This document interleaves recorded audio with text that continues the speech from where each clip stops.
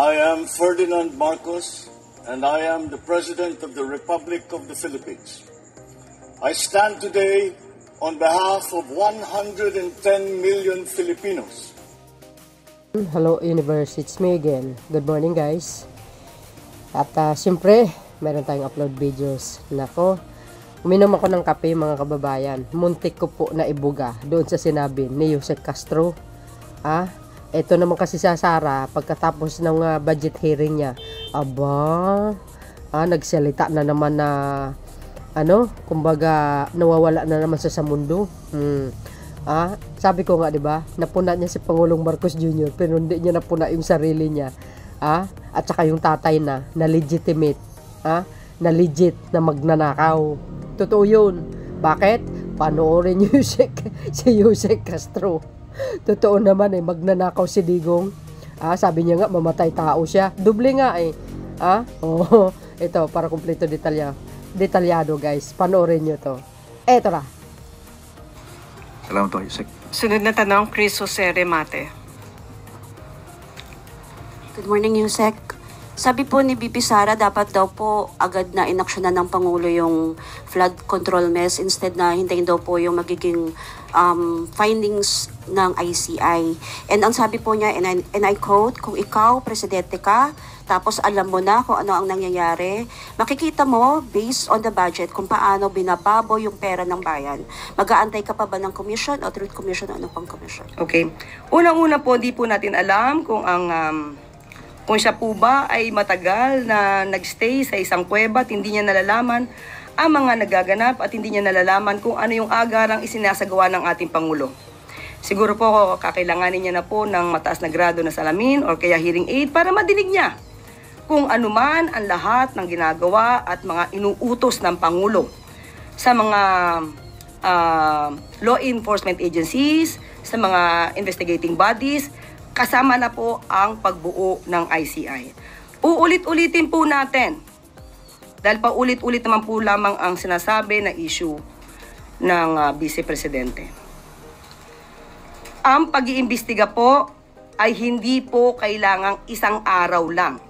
Hindi po naniniwala ang Pangulo sa isang EJK style, walang imbestigahan, libingan ang hantungan. Ang gusto ng Pangulo, due process. At hindi po dapat lamang na puro salita or kaya pangako. Matatandaan natin na may nangako noong nakaraang administrasyon, 3 buwan hanggang 6 na buwan ay masusugpo ang korupsyon. Kung meron naman pong sistema ang Vice Presidente kung paano agara masusugpo ang korupsyon na ito, sana po ay hinilig niya na rin po ito at ibinigay sa kanyang ama. Pero bakit hindi kaya? Siguro ito ang dahilan kung bakit hindi rin nasugpo ang korupsyon noong panahon ng nakaraang administrasyon. Dahil umamin mismo ang dating Pangulo na siya mismo ay kurap. Inamin niyang nagnanakaw siya pero naubos na. So, ito pong article na to ay 2017. Halos mahigit 1 taon na nakaraan bago after siya mangako na 3 buwan hanggang 6 na buwan matatapos ang korupsyon. Sasabihin natin kung ano sinabi niya rito, and I quote, "Hindi ako nagmamalinis, marami rin akong nanakaw, pero naubos na. So wala na." End of quote. So, 2017 ito, sana na ibigay na rin niya sa kanyang ama kung paano agarang masusupo ang korupsyon. Mami, sana lang po. Mami, naman po ni VP Sara ang Pangulo na mag-conduct po ng lifestyle check sa mga miyembro ng Kongreso. And I quote again, ma'am, sabi po niya, mag-lifestyle check ka na dyan sa mga congressman at sa mga staff nila. Ang dami dyan, may bahay sa abroad. Ano pang investigative body ang kailangan niya? Tanungin natin, may moral ascendancy ba ang Vice Presidente pagdating sa usapin ng korupsyon? Yun lang po. At maaari na po akong tumanggap ng inyong mga katanungan. Unang tanong mula kay Maricel Halili, TV5.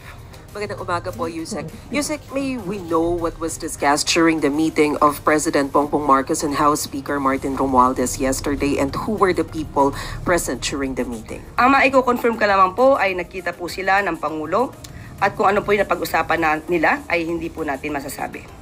But clearly yesterday, Yusek, mainit po na usapin yung change of leadership in Congress. So I wonder if the President gave his blessings na mapalitan yung head ng Congress, considering that Congressman Toby Chanco himself said that although co-equal body, they respect the President, so they need to discuss the issue with the President. Sa ngayon ay wala po tayong masasabi at hindi pa naman po yata nagre-resign si Speaker Romualdez. So tingnan na lamang po natin kung anong susunod na magaganap. Last na lang po, ma'am. What does Malacanang think about the possible change of leadership in Congress? How will this help when it comes to preserving the integrity of the institution or the government as a whole, considering po na na-link din si Congressman Romualdez issue ng flood control projects, although not directly, but he was mentioned? If ever man po na mag-resign si Speaker Romualdez, at ito po ay para maging malaya ang pag-iimbestiga, lalo pat nababanggit nga ang kanyang pangalan. Magiging maayos po ito at makatanggap-tanggap kung ang kanyang dahilan po ay para maging maisalba rin po ang integridad ng institusyon at para nga sa isang malayang pag-iimbestiga. Salamat po.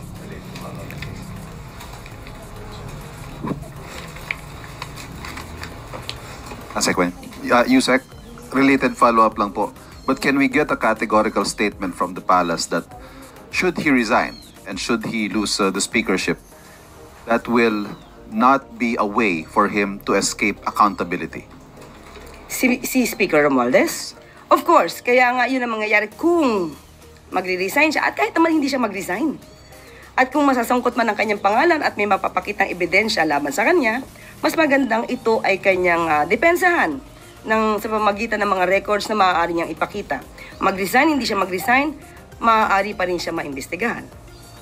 Thank you. Next question, Ivy Reyes, Bilyonaryo. Hi, Isa. Good morning. Comment lang po from the Palace on ICI Special Advisor Benji Magalong's statement backing the call for Speaker Martin to face the Commission amid alleged involvement in the flood control scandal. Si Mayor Magalong po ay Special Advisor. So kung ano man po ang kanyang maia-advise, idiretso niya na po sa ICI at ang ICI po ay may mandato naman po na tugunan lahat ang mga records, facts, complaints na maaari matanggap nila. Sunod na tanong, Alvin Baltasar, Radyo Pilipinas. Yusek, good morning po. Yusek, for the last remaining 3 years ni Pangulong Marcos sa leadership, isasama niya na ba yung sa legacy niya, yung anti-corruption drive, since nasimulan niya na dito sa DPWH? And from there, talagang nakita natin kung gaano kalalim yung corruption doon sa ahensya. Ang pagtatrabaho po ng Pangulo para maipakita at ma-expose kung anumang mga maanumalyang flood control projects na ito at nagiging sanhi ng korupsyon, hindi po ito ginagawa ng Pangulo para magkaroon lamang ng legacy. Ginagawa niya po ito dahil ito po ang kinakailangan. Ginagawa niya po ito para sa taong bayan. So hindi para po magkaroon lamang ng legacy. Follow up lang, Yusek. Katapos nitong investigation sa DPWH, meron bang information kung merong ahensyang isusunod si Pangulong Marcos na kung meron siyang natatanggap na information, talamak din ang korupsyon doon sa ahensyang yun? Ang pag-iimbestiga naman po patungkol sa korupsyon ay hindi lamang para sa DPWH. Kung meron pong makikita at maibibigay na anumang mga reports tungkol sa anumang korupsyon, yan naman po ay talagang pag-iimbestigahan. Thank you, ma'am. Sunod na tanong, Gilbert Verdes, DWIC. Morning po, Yusek. Ngayon pong nag-start na po ng operation o trabaho yung ICI, baka may update po sa operation naman ng sumbong sa Pangulo.ph. Okay. Meron po na natanggap na sumbong as of now ay 16,275 na report at lahat pong ito, dahil meron na pong ICI, ay ipapasa na po sa ICI. Thank you po. Sunod, Tuesday, New DZBB. Hi ma'am, follow up lang po doon sa meeting ni Pangulong Marcos at ni House Speaker Romualdez. Sa tingin po ba ng palasyo itong possible na pagbibitiw, kung magbibitiw man si Speaker o kung mag-on leave lang, ay nararapat lang para i-appease o pahupain yung damdamin o emosyon ng taong bayan dahil nababanggit nga po ang pangalan ni Speaker sa issue ng hindi tamang paggamit ng pondo ng bayan. Para pahupain ang damdamin? Sabi ko nga po, ang sabi po natin, mag-resign o hindi mag-resign, at ang kung pangalan niya ay nasasama, may imbestigahan man po ito. So, decision na po iyan ni Speaker Romualdez kung siya po ay magre-resign. So, hanggat hindi po talaga siya nagre-resign, ay wala naman din po talaga magiging reaksyon ng palasyo. Last question, Let Narciso, DZRH. Ma'am, other topic lang po, ipinatigil po ng Supreme Court yung implementasyon ng redistricting ng BARM. Ano po ang reaksyon ng Pangulo dito, lalo't ilang linggo na lang ay election na sa BARM? Kung yan po ang desisyon ng Supreme Court, yan naman po ay gagalang. Kung ano pong inuutos sa Supreme Court, magkukumplay naman po ang pamahalaan. Pero hindi po ba nangangamba ang Malacanang na makaapekto ito lalo't paulit-ulit na sinasabi ni Presidente kung gaano kahalaga itong BARM elections sa rehiyon at sa peace process? Kung pangamba po, opo, meron. Pero susundin pa rin po ng administrasyon kung ano po ang sinasabi ng Supreme Court. Ivan Mayrina, GMA7. Pahabol ko lang ma'am yung tungkol sa opinion ni VP Sara tungkol sa ICI. She was asked if this is too little too late. And her answer was, and I quote, actually hindi na siya too little too late. Nothing na nga siya. Nothingness na ang ginagawa ngayon. May nakita po pala tayo ibang talent ng Vice Presidente. Magaling po pala siyang magpatawa kahit hindi siya komedyante. Well, anyway, ang Pangulo umaaksyon, gumagawa, nagtatrabaho. Nakikita po ng taong bayan kung paano po ba ang pagtugon ng Pangulo sa mga hinaing ng kababayan natin, especially tungkol sa maanumalyang flood control projects. Pero, nakikita ba ito dahil ang sabi ay kawalan? Kung ikukumpara ba sa nakaraang administrasyon na nagsabing corrupt, mismo ang Pangulo at maraming ghost projects, ano ang itatawag natin sa panahon na yon? Living hell? Okay. Good news para sa mga driver at teacher. Pwede nang bumili ng mura at dekalidad na bigas ang mga tsuper sa ilalim ng Benting Bigas Meron Na program. Sunod namang magiging parte ng programa ang public school teachers at non-teaching personnel. Ito'y ayon sa utos ni Pangulong Ferdinand R. Marcos Jr. na gawing mas accessible ang abot-kayang bigas para sa mga Pilipino.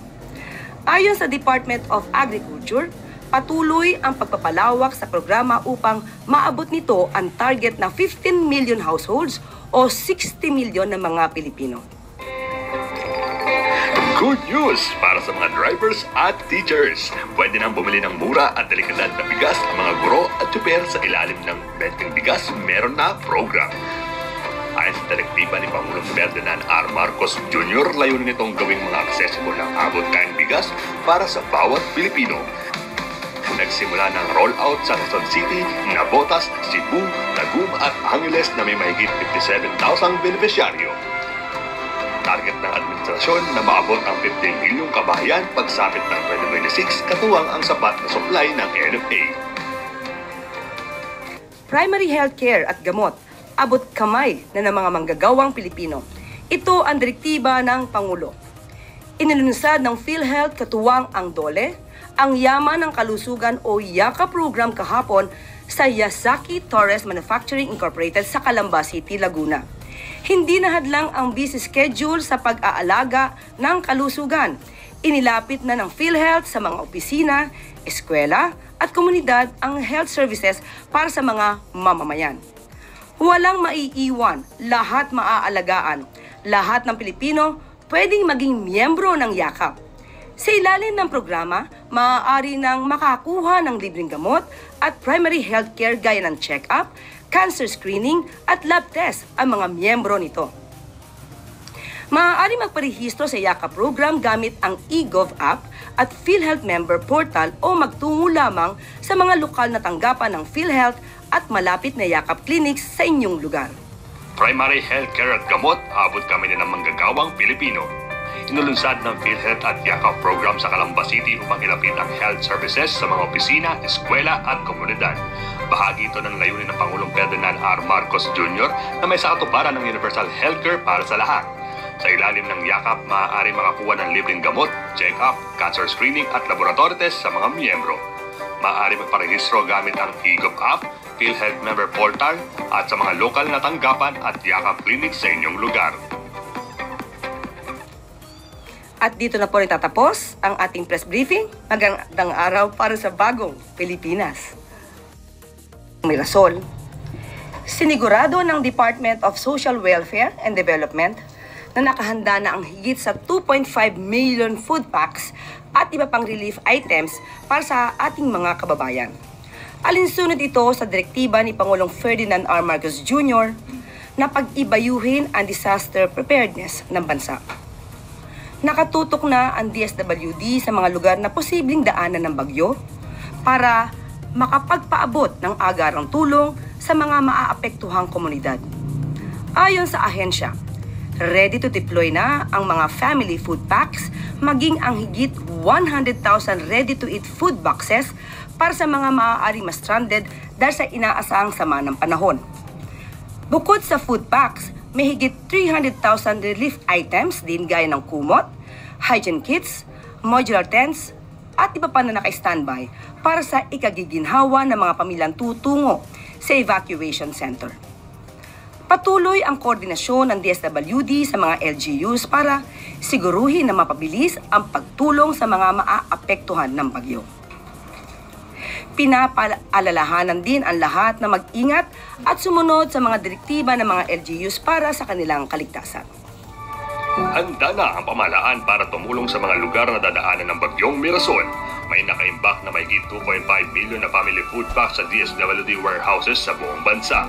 Handa na rin ang mahigit 114 ready-to-eat food boxes para sa mga evacuee at pasaherong maaaring may stranded. Nakakabang din ang mahigit 300,000 non-food items gaya ng kumot, hygiene kits, kitchen kits at tent. Patuloy ang pag-ipag-ugnayan sa mga LGU upang masiguro mabilis ang pagdating ng tulong sa mga nangangailangan. Trabaho agad. Yan ang nais ng Pangulo. Sinimula na ng Independent Commission for Infrastructure o ICI ang kanilang trabaho ilang araw matapos na i-announce ni Pangulong Ferdinand R. Marcos Jr. ang kumpletong komposisyon nito noong Lunes. Nitong Martes, sa pangunguna ni retired Supreme Court Associate Justice Andres Reyes Jr., ay sinimula na ng ICI ang meeting sa DPWH main office matapos na malamang sangkot ang ilang mga engineers ng ahensya sa anomalous flood control projects. Kasama ni Justice Reyes, sina dating DPWH Secretary Rogelio Babe Singson at SGV and Corporation Country Managing Partner Rosana Fajardo bilang mga miyembro. Sinimulan na rin ng ICI ang paggawa ng kanilang structural organization noong Martes. Nakatakda rin nilang bisitahin ang kanilang bagong tanggapan ngayong hapon. Opisyal nang nagsimula ang trabaho ng Independent Commission for Infrastructure o ICI ilang araw matapos ipahayag ni Pangulong Ferdinand R. Marcos Jr. ang kabuuang miyembro nito. Pinamubanuan ni retired Supreme Court Associate Justice Andres Reyes Jr. kasama sila dating DPWH Secretary Rogelio Babe Singson at SGB Country Managing Partner Rosana Fajardo, habang nagsisilbing Special Advisor si Baguio City Mayor Benjamin Magalong. Unang akbang ng komisyon ang pagpupulong sa DPWH Main Office upang imbestigahan ang mga anomalya sa flood control project, kasabay ng pagbuo ng kanilang organisasyon at paghahanda sa paglilipat ng bagong tanggapan. Sa utos ni Pangulong Ferdinand R. Marcos Jr., naripasuhin ang budget ng Department of Public Works and Highways. Tinapyasan na ng ahensya ang kanilang proposed budget ng halos 30% mula sa original proposal nito na 881.3 billion pesos. Aabot na lang sa 625.8 billion pesos ang kanilang budget proposal. matapos na tanggalin ang lahat ng locally funded flood control projects na nakakahalaga ng 252 billion pesos.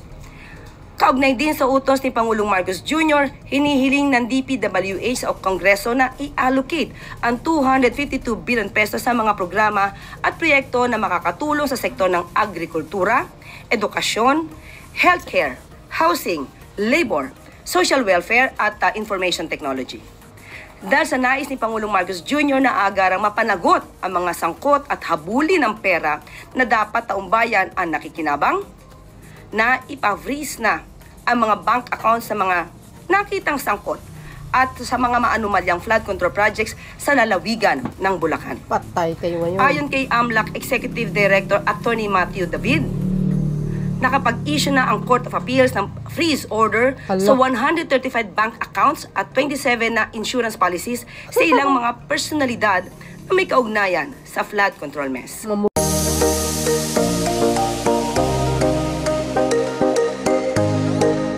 Narinig nyo yun, guys? Na-freeze yung mga bank account. Oh my goodness. Sabihin nyo, wait kang Pangulo. Hahay! Di kayo nagkamali. Di maghihirap kayo ngayon. Na-freeze ang mga bank account. Buti nga sa inyo. Ayan. Umpisa pa lang yan, ha? Umpisa pa lang yan. Wait and see until the end. Narinig nyo si Jose Castro? Ano? Savage na naman mga DDS. Ganun dapat ang sumagot. So, kung baga si Sara Duterte, kung makapagsalita, ay sos, Marios. Parang ang dating mga kababayan ay malinis, ano? Nakikita niya si PBBM pero hindi niya nakikita yung sarili niya. Napakalakas ang ebidensya kaya nga na-impeach siya ng House Grabe, ano? Kung makapagpuna, akala mo may nagawa. Diba? Wala siyang nagawa, wala siyang achievement. Ganun po, no? Kakitid ang utak niya. Ganun lang kasimple. Yan ang gusto nyo magiging mamuno. Isus, kawawa lang kayo. Pero I think hindi makakaupo yan. Sabi ko sa inyo, matutulad yan sa Nepal. Pag siyang nakaupo, maniwala kayo. Ganyan si Jose Castro. Kanina nga sobrang nagulat ako habang uminom ng kape, muntik ko na ibuga. Totoo naman talaga magnanakaw si Duterte, di ba? Siya nga mismo nag-amin. Mabuti nga may dala-dala talagang ebidensya ito si Jose Castro. Yan dapat para hindi ka mapuna, di ba? Hindi ka ma-cite in ma-cyber libel baga, di ba? Kailangan pag nag-akusa ka, may ebidensya. Tulad ng ginagawa natin dito yung mga yung mga video ko, may source tayo. Para pag kastiguhin tayo ng korte, ay mayroon tayong ipakita, mga kababayan. Kaya, ayan, totoo yun. Sabi nila, kung ano yung puno, siya rin ang bunga. Inamin ni Duterte yun, ni Digong, magnanakaw siya. Inamin niya nga, mamatay tao siya. Kayo naman, mga bes. So, yun guys, ano komento nyo dito?